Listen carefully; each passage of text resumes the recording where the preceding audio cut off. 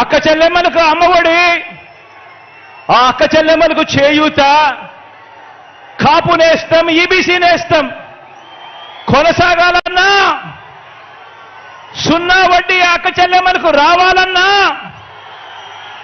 ఆసరాను తూచా తప్పకుండా చెల్లించిన మీ అన్న ప్రభుత్వమే ఇవన్నీ చేయగలదు అని ప్రతి అక్క చెల్లెమ్మకు కూడా ప్రతి ఇంటికి వెళ్ళి చెప్పండి.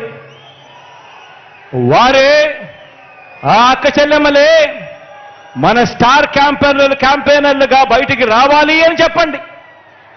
వచ్చి ఆ ప్రతి అక్క చెల్లెమ్మ కూడా కనీసం 100 మందికైనా కూడా చెప్పి ఓటు వేయించాలి, మళ్ళీ జగనన్న ప్రభుత్వమే రావాలి అని చెప్పి ప్రతి అక్క చెల్లెమ్మకు చెప్పండి.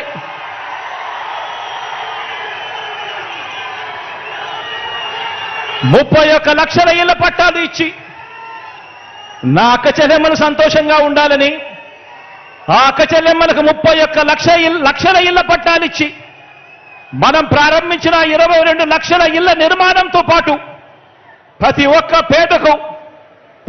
పేద అక్క చెల్లెమ్మలకు వారి సొంత ఇంటి కళ నెరవేరాలన్నా, ఇలా మహిళా సాధికారతకు ఏ మంచి జరగాలన్నా కూడా